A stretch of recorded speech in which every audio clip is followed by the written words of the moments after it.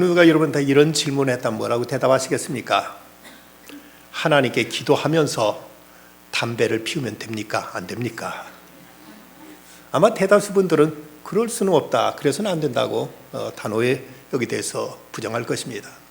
그런데 말을 바꿔서 담배를 피우는 중에라도 기도를 하면 되느냐 안 되느냐 묻는다면 여러분 뭐라고 대답하시겠습니까?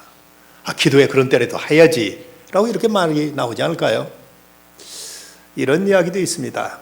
어떤 분이 저녁 때 어느 술집에 갔는데 거기에서 호스티스로 일하는 여자가 낮에는 대학에 나가서 공부한다는 얘기를 듣고는 참 그놈 대견하다 하고 이렇게 말했다고 합니다. 그런데 어느 낮에 대학교 다니는 여학생이 저녁에 술집에 나간다고 하니까 나쁜 년이라고 욕했다고 하죠. 똑같은 사실인데도 어떤 쪽에서 보면 참 대견스럽게 보이고 또 어떤 쪽에서 보면 고약한, 좋지 못한 것으로 이렇게 보는 이런 관점의 차이가 분명히 있습니다. 우리나라 대표적인 영문학 박사였던 장광록 교수의 따님 중에 장영희 교수, 서강대 교수였던 이분이 10년 전에 암으로 돌아가셨죠. 이분이 쓴 책 가운데 보면 살아온 기적, 살아갈 기적이라는 이런 제목의 책을 쓰였습니다. 그 책에서 자기 겪었던 경험을 얘기하고 있는데 미국의 보스턴에 가서 그곳 미술관을 방문한 적이 있었다고 합니다. 그때 거기 살고 있는 자기 여동생 그리고 또 조카들을 데리고 미술관에 갔습니다. 거기 그림들을, 전시된 그림들을 관람하고 나오면서 모처럼 여기 온 김에 기념사진에도 찍자 하고는 그 미술관 앞에서 사진을 찍는데 마침 거기에 한 한국인 한 40대 남자가 자기가 가지고 있던 카메라 똑같은 기종을 가지고 있는 모습을 보고 사진 좀 찍어주겠느냐고 부탁했습니다. 그랬더니 흔쾌히 그러죠 하고 사진을 찍어주겠다고 해서 이제 카메라를 맡겼습니다. 그랬는데 처음에 아주 거기에 능동적으로 김치 좋습니다. 한 번만 더 좋습니다 하고 연거푸 3번이나 사진을 찍었습니다. 고맙다고 인사하고 헤어졌는데 집에 와서 이 사진 필름을 이제 현상해 보니까 이게 웬일입니까? 첫 번째 사진은 모두 다 가족들 같이 찍었던 사람 모가지가 다 날아가 있고, 두 번째 사진은 이제 조카의 다리만 크게 확대되어 있고, 세 번째 사진은 거기 있는 사람들 가슴만 다 모두 다 이제 확대되어서 사진을 찍었더랍니다. 이 모습을 보고 인간적인 배신감과 함께 원 세상에 이럴 수가 있는가? 모처럼 부탁해 사진 찍었더니 사진을 이렇게 엉망으로 만들어 놓을 수 있느냐고 여기 몹시 불쾌하게 생각했습니다. 그런데 그 옆에 있던 1학년 다니는 건우라는 그 조카아이가 그 사진을 보더니 와 이모 이 사진들 참 짱 멋있다. 그때 미술관에서 본 그 추상화 같잖아. 우리가 미술관 앞에 찍으니까 이렇게 찍어준 모양이지. 완전 예술품이다 예술품. 하고 이렇게 조카가 하는 말을 듣고 보니까 왠지 그 사진이 그렇게 예술성이 있어 보이고 뭔가 독특한 그 사진의 매력이 거기서 나오더라는 것입니다. 이걸 보면서 이분이 생각하기를 이렇게 같은 사진을 놓고도 이렇게 다르게 느낄 수가 있을까 하는 이런 생각을 갖게 되었다는 것입니다. 신문곤 씨가 쓴 생각을 뒤집으면 인생이 즐겁다는 책에서 그는 이런 말을 하고 있습니다.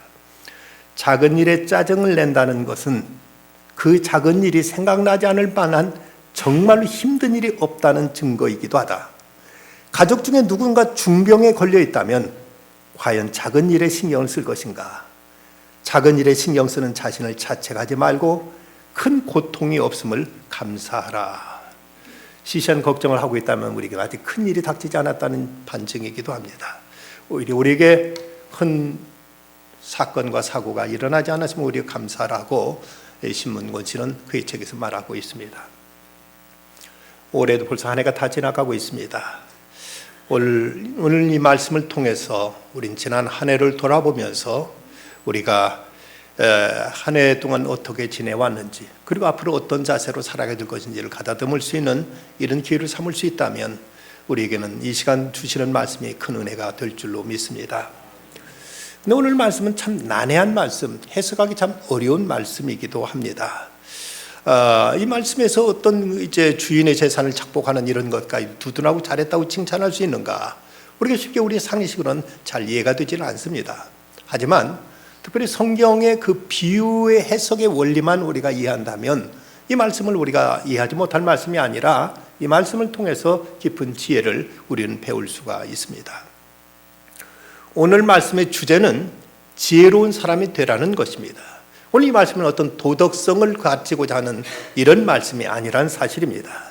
그래서 예수님의 제자들은 악한 세상에 나가 살면서 지혜로운 사람이 되어야 될 터인데 예수님이 가르친 그 지혜에 대한 교훈들을 보면 꼭 세상의 어떤 선한 것과 좋은 사람들을 통해서만 어떤 진리를 가르친 것이 아니라 때로는 좋지 못한 것, 악한 것 이런 것들을 통해서도 주님은 우리에게 지혜를 배울 것을 말씀하고 있습니다.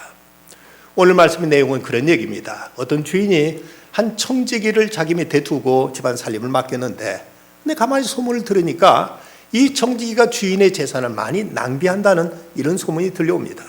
그러자 이 청지기를 불러다 놓고 너 어떻게 된 셈이냐? 이런 좋지 못한 소문이 들리는데 내가 하던 모든 건 내 앞에서 결산해라. 그리고 너는 더 이상 내 청지기로서 일할 수 없다 하고 그를 해고 처분시켜버립니다. 그러자 이 청지기가 속으로 생각해, 야 이거 이제 더 이상 나는 이 집에서 청지기 생활을 못하게 됐는데 어떻게 하면 좋을까? 내가 땅을 파서 먹고 살자니 힘이 없고 그렇다고 길거리 나가서 구걸하자니 창피하고 어쩌면 좋을까? 이러면 되겠다 생각하고 그는 이런 이제 행동을 했다는 것입니다. 주인한테 빚진 사람들을 불러다 놓고 너 주인한테 얼마나 빚졌느냐? 예, 기름 100말 빚졌습니다. 그래, 빨리 50이라고 고쳤어라. 그리고 밀을 주인한테 빌려간 사람한테 너 주인의 밀을 얼마나 빚졌느냐? 예, 100섬 빚졌습니다. 그러면 빨리 80이라고 고쳤어라. 이렇게 해놓고 저들한테 이제 자기가 인심을 쓰고 이렇게 후하게 대하면 자기가 그 집에서 청지기를 이제 그만두고 쫓겨났을 때 저들이 나를 괄시하지 않고 나를 이제 뭔가 후대하지 않겠느냐 하는 이런 생각을 했다는 것입니다. 여기에 대해서 예수님의 결론은 세속의 자녀들이 자기들끼리 거래하는 데는 빛의 자녀들보다 더 지혜롭다고 말씀하고 있습니다. 여기서 청지기라는 이 직은 헬라어로는 오이코네모라고 하는데 오이코란 말은 집이란 말이고 네모란 말은 관리한다 또는 분배한다 다스린다 하는 이런 뜻을 가지고 있습니다.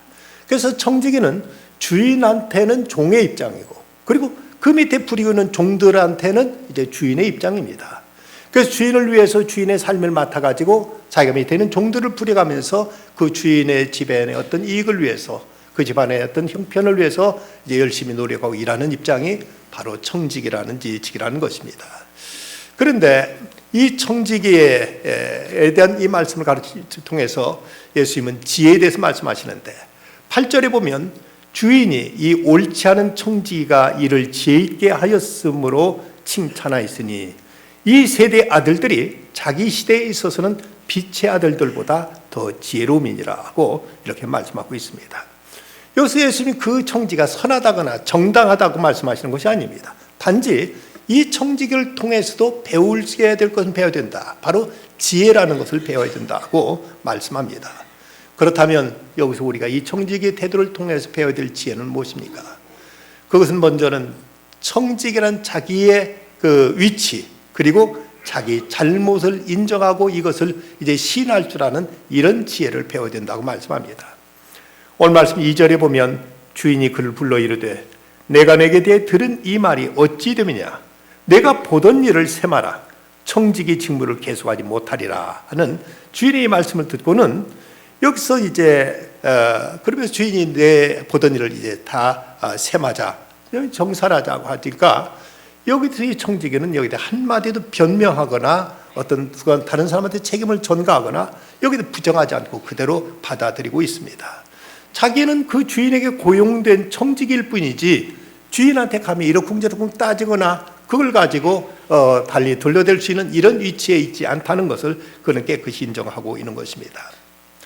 사람들은 자기가 빌려온 물건도 돌려주지 않고 오래 가지고 있으면 자기 것인 양 착각하는 경우가 있습니다. 잠언서에 보면 종을 어렸을 때부터 곱게 양육하면 그가 나중에는 자식인 채 하리라는 말씀이 나옵니다. 이 청지기도 주인으로부터 모든 권한을 부여받아 가지고 종들을 거느리다 보니까 마치 자기가 주인인 양 이렇게 착각하고 주인의 재산을 그가 낭비하고 그가 많은 것들을 허투루 행했던 것들을 보여주고 있습니다. 그런데 내 보던 일을 세마라고 말씀하니까 이 주인의 말에 전혀 항의하거나 거기에 이의를 제기하지 않고 마땅한 것으로, 당연한 것으로 그는 깨끗이 받아들이는 모습을 보여주고 있습니다. 이 점이 청지가 가졌던 하나의 지혜의 한 모습이라는 것입니다. 그런데 이 앞에 있는 누가복음 12장에 보면 어리석은 부자의 비유가 나옵니다. 이 사람 한 해 동안 농사를 열심히 잘 짓다 보니까 추수할 곡식들이 많아가지고 이걸 거둬들이고 보니까 어디다 저장할 데가 없었습니다.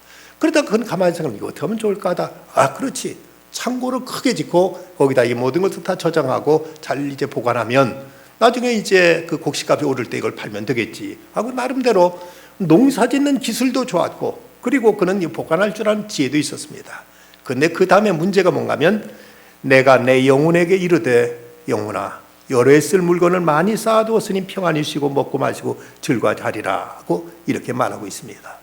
그때 하나님께서 하신 말씀, 어리석은 자여 오늘 밤에 내 영혼을 도로 찾으리니 그러면 내 준비한 것이 누구 것이 되겠느냐 하는 책망을 받게 됩니다. 이 농부는 여러 가지 많은 농사짓고 그것을 잘 모으는 기술이 있었지만 정작 자기 인생에 하나님의 손에 달렸다는 사실을 그는 알지 못했습니다. 자기 인생에 하나님의 허락 속에서 그는 그에게 생명이 부여된다는 사실을 깨닫지 못하고 내 영혼아 쓸 것을 많이 쌓아뒀으니 평안히 쉬고 먹고 마시고 즐거워하자고 이렇게 그는 스스로 자신이 주인이냐 이렇게 의식되고 있었던 것입니다. 자기 생명도 자기에게 주어진 모든 재물도 하늘의 허락 속에서 이루어진 것임을 알지 못하고 자기가 벌었으니까 마음대로 자기 마음대로 써도 된다는 생각 속에서 스스로 즐거워하고 기뻐하라고 이렇게 자신에게 말하고 있는 이런 그 인생 속에 하나님이 배제돼 버린 이런 어리석은 모습을 보여주고 있습니다. 뿐만 아니라 오늘 말씀에 나온 청지기는 자기의 잘못도 알고 있습니다. 주인이 내가 하던 일을 세마라, 내가 청지기의 일을 계속하지 못하리라 하고 이렇게 말하자 이에 대해서 주인이 내 직분을 빼앗으니 내가 무엇을 할까? 땅을 파자니 힘이 없고 빌어먹자니 부끄럽구나. 주인이 그를 책망하고 잘못을 지적하는 것에 대한 한마디도 그는 변명하지는 않습니다. 그것을 이리저리 핑계대지도 않고 그걸 깨끗이 그대로 받아들이는 모습을 보여주고 있습니다. 그 소문이 잘못된 것이고 누구 때문에 그렇습니다, 뭐 기회를 다시 좀 주십시오 하고 애걸복걸 하지도 않고 깨끗하게 자기 잘못을 시인하고 그대로 인정하고 받아들일 줄 아는 이런 자세를 보이고 있습니다. 많은 사람들이 자기가 당하는 일들을 억울하다고 생각하고 그것에 대해 부당하다고 생각할 뿐 자기 잘못을 미처 생각지 못하는 경우들이 많이 있습니다. 그 톰 소여의 모험, 허클베핀 등 전 세계 청소년들의 큰 꿈과 희망을 심어주었던 소설가 마크 트웨이는 현실의 세상 정치에 대해서도 그는 날카로운 비판 정신을 가지고 있었다고 합니다. 그가 1870년 장편소 도금시대를 통해서 그 소설을 통해서 정부의 부패상과 또 자본가들의 거대한 영향력을 폭로하게 되자 그때부터 미국의 많은 언론들이 그에게 주시하기 시작했습니다. 그런데 어느 때 마크 트웨이는 그 당시 정치인들, 특히 국회의원들의 어떤 부패상과 그들의 잘못에 대해서 분노하면서 그러면서 그들에 대해 어떻게 생각하느냐고 묻는 기자에게 이렇게 쉽게 입에서 이 말을 뱉었습니다. 미국 국회의 어떤 의원은 개자식이다 하고 욕을 해버렸습니다. 그런데 신문에서 그 사실을 그대로 보도했더니 이제 국회의원들이 난리가 났습니다. 무슨 근거로 국회의원을 개자식이라고 했느냐, 그 분명한 근거를 대든지 사과하든지 해라 하고 이렇게 이제 어떤 위협이 들어왔습니다. 그렇지 않으면 법적인 조치를 하겠다는 이런 협박이 오자 거기다 아무 대꾸도 하지 않고 있다가 그는 뉴욕 타임즈에 이런 성명을 발표했습니다. 며칠 전 나는 한 모임에서 미국 국회의 어떤 의원은 개자식이다라고 말했다.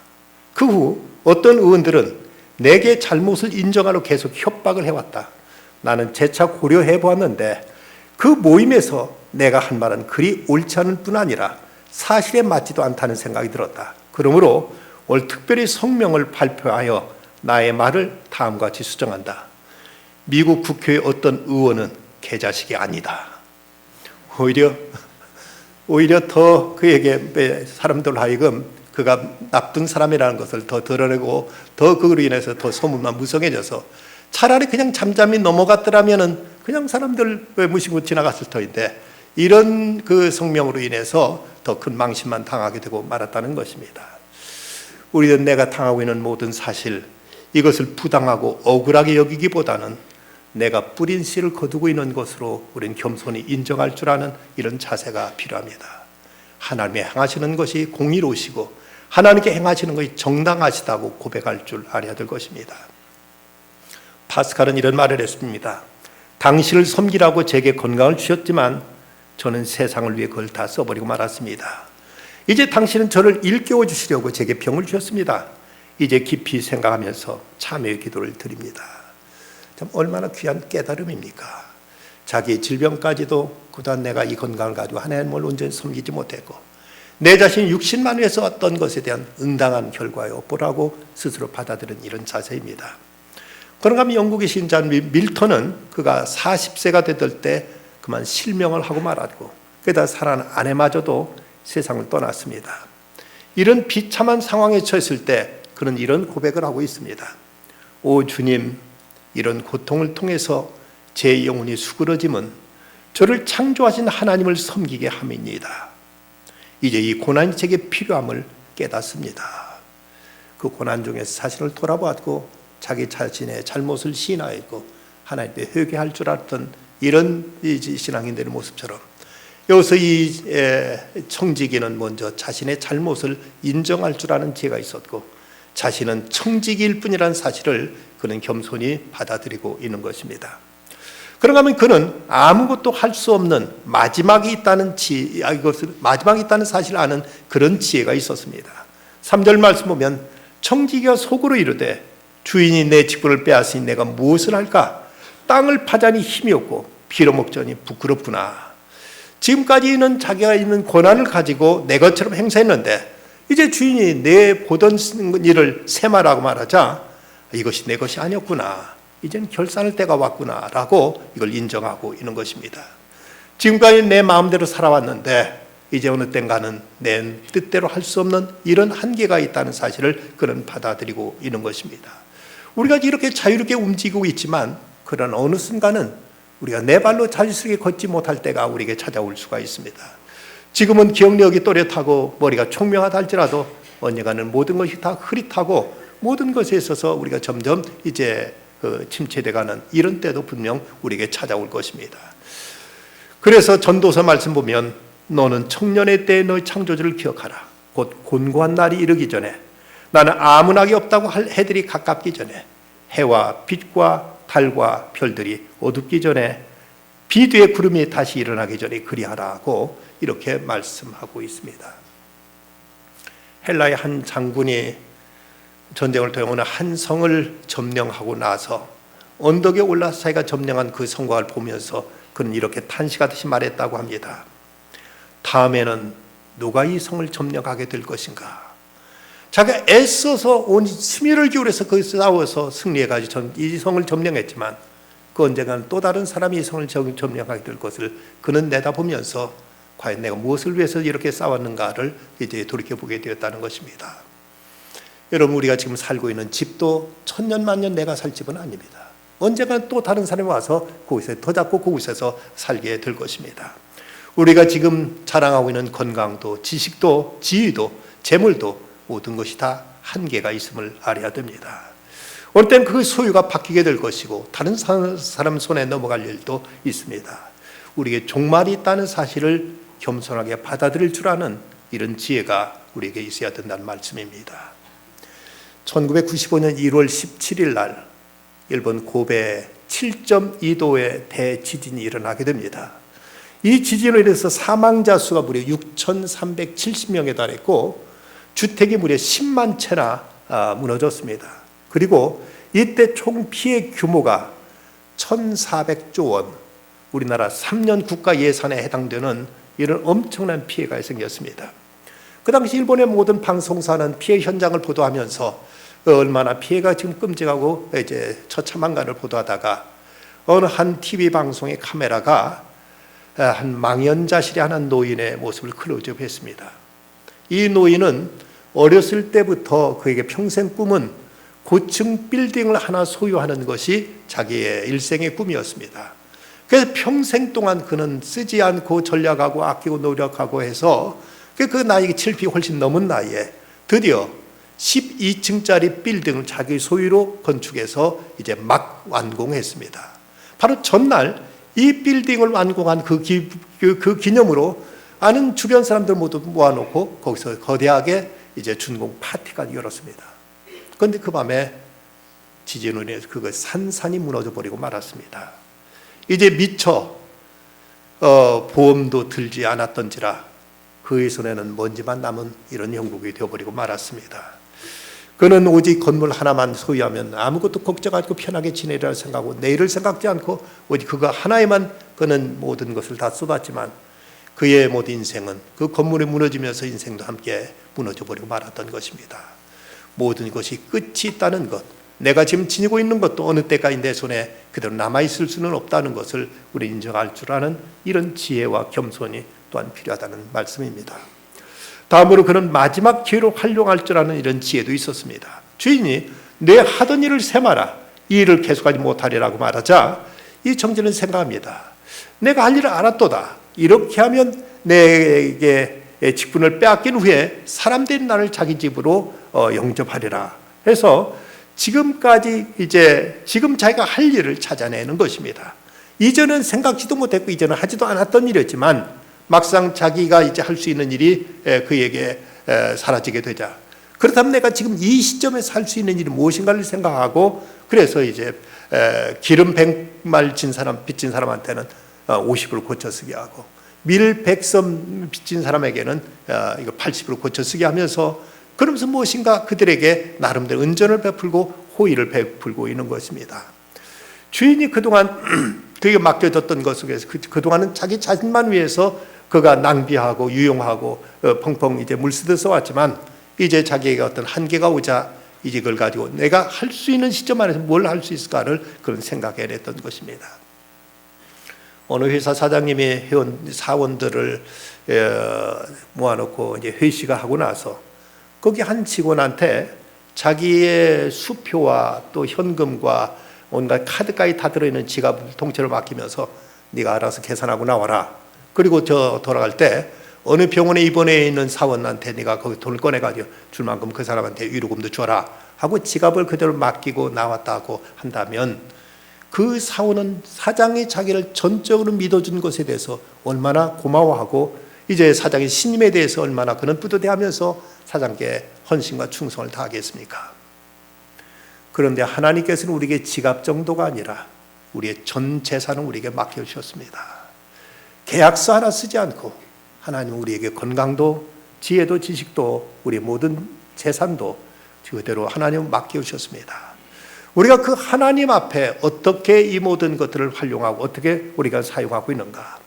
하나님의 뜻 가운데 그 청지기는 그동안은 자기가 마음대로 할 수 있다고 생각하던 때는 한 번도 이웃에 대해서 어려운 사람에 대해서 도왔던 적이 없었지만 이제 내가 할 수 있는 일은 이것뿐이라는 생각을 하자 그 재산이 모든 그 주인의 것이라고 생각하자 그때서 비로소 착한 일, 좋은 일을 나름대로 했다면은 많은 사람들이 모든 게 내 것이라고 생각하는 동안은 자기 자신만 위해 쓰게 되지만 본래는 하나님의 것이고 하나님께 내게 맡겨진 것이라고 생각한다면 이때부터는 모든 것에 대한 관리도 모든 것의 사용도 달라질 것입니다. 주인에게 맡겼고 주인이 주인의 뜻대로 사용해야 된다는 사실을 안다면 과연 하나님이 내게 맡겨주신 걸 통해서 무엇을 하기를 원하시는 것인가를 우리는 고민하게 될 것이고 그 방향으로 새로운 결단을 할 수가 있게 될 것입니다. 해리슨 포드가 주연했던 영화 가운데 헨리 이야기라는 영화가 미국에서 제작되어 상영되었습니다. 이야기는 실제 있었던 사건을 토대로 하고 있는데 헨리 터너라는 미국 유명한 변호사의 이야기입니다. 이 헨리 터너는 그가 수임한 그 재판권은 한 건도 져본 적이 없어요. 모든 재판에서 그는 거기서 승소만 했습니다. 항상 승리했습니다. 그러다 보니까 많은 사람들이 이 헨리 터너한테 재판을 맡기면서 그한테 맡기고 하면 어떻든 그 재판을 이기게 되니까 많은 재판권이 그에게 몰려오기 시작해서 그는 미국의 상류층 사회에 진입할 수 있었고 그리고 넉넉히 여유 있는 삶을 살게 되었습니다. 어느 날 하루 일과를 마치고 집에 돌아가다가 자기 집에 가던 길에 그만 권총 강도를 만나서 총에 맞아 쓰러지게 됩니다. 그는 거기서 완전히 쓰러져 버리고 정신을 잃었는데 병원에 실려가서 겨우 생명을 건졌습니다. 하지만 그는 모든 기억력을 상실해 버리고 말았습니다. 내가 누군가, 지금까지 뭘 해왔는가, 어떤 일을 했는가를, 그는 이것을 자기 옛날 기억을 되살리기 위해서 자기의 이제 변론했던 모든 재판권 서류를 가지고 그 사람들 찾아다닙니다. 그런데 한참 열심히 사람들 찾아가서 자기가 어떤 재판을 했고 재판에서 어떤 결과를 도출해냈고 어떤 과정을 통해 재판에 승리했는가를 그가 찾아가다가 오늘 하던 일들을 다 멈춰버리고 맙니다. 그리고 옛 생활로 옛날의 기억을 되살리고자 하는 것을 포기해버리고 말았습니다. 그 이유는 지금까지 자기가 그 많은 재판에 승리할 수 있었던 것은 많은 증거들을 조작하고 많은 거짓된 것들을 드러내가지고는 어쨌든 수단과 방법을 가리지 않고 재판을 이기는 데만 몰두했지 이 재판이 옳은 것이냐 그런 것이냐는 전혀 그런 관심을 두지 않았다는 사실을 그는 스스로 깨달았던 것입니다.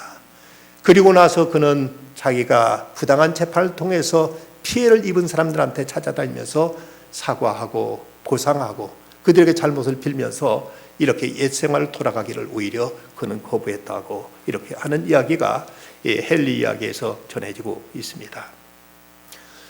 몇 해 전에 삼성생명의 모 이사에 쓴 글이 신문에 실린 적이 있었습니다. 이분이 평소대로 그냥 건강검진을 받다가 임파선 암에 걸렸다는 이런 충격적인 통보를 받습니다. 그러자 그는 내가 이제 죽는구나 생각하고 병원에 갔습니다.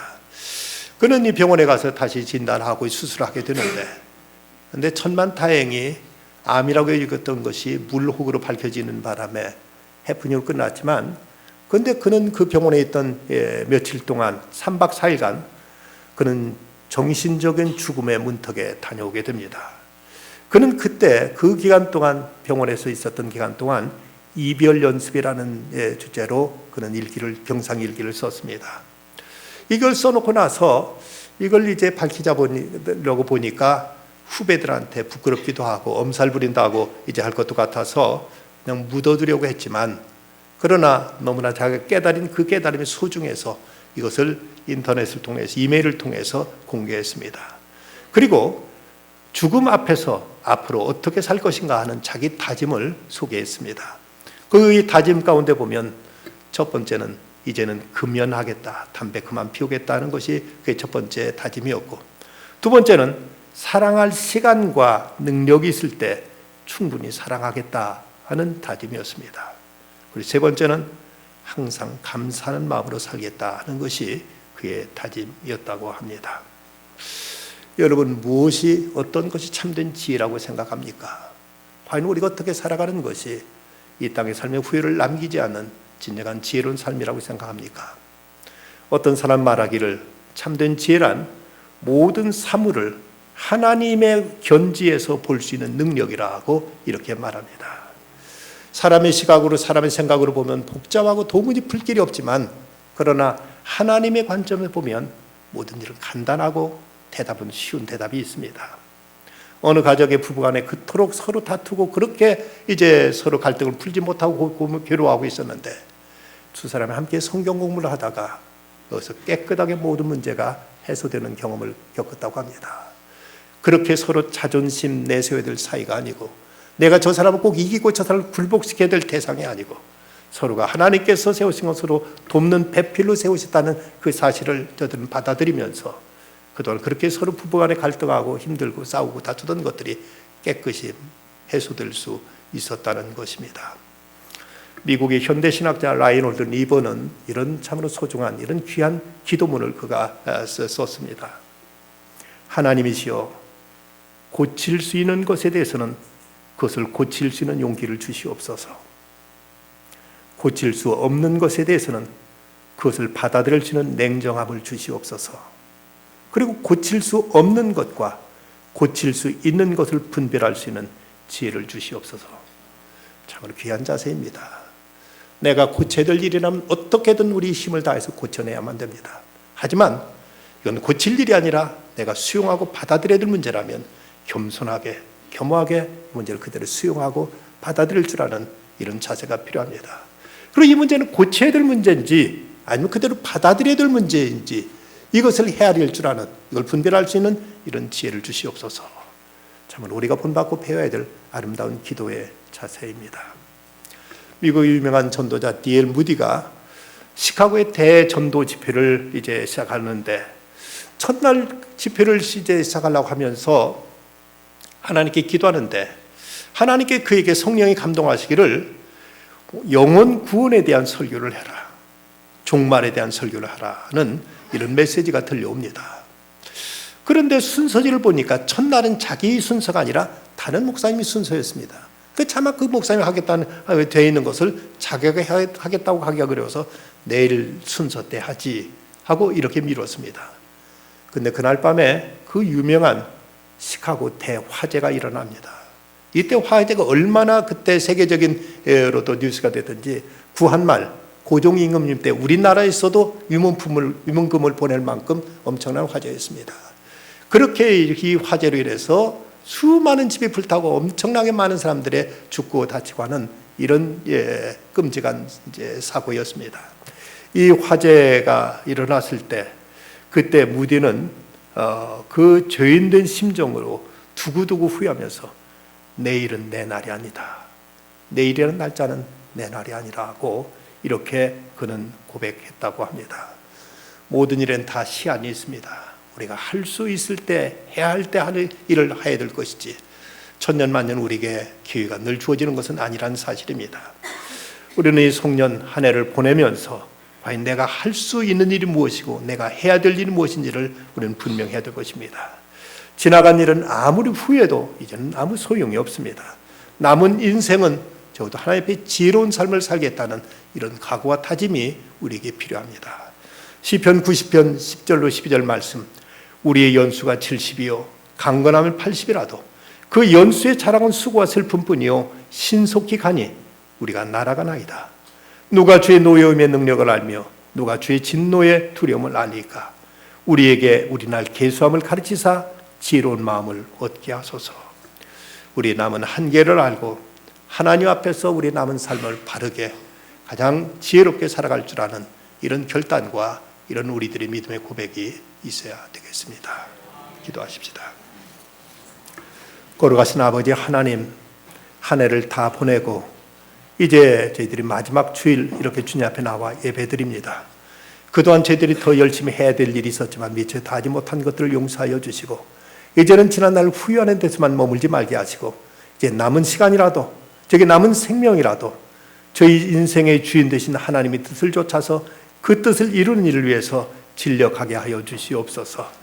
그리하여 언제든 주께 죄를 부리시는 날 주님 앞에서 감히 주님의 영광스러운 낯을 뵐 수 있게 해주시고 주 앞에 감사와 경배를 드릴 수 있는 저희들 되게 하시며 주님께로부터 잘했다 칭찬받을 수 있는 저희들의 인생이 되게 하여 주시옵소서. 예수 그리스도의 이름으로 간절히 기도드리옵나이다. 아멘.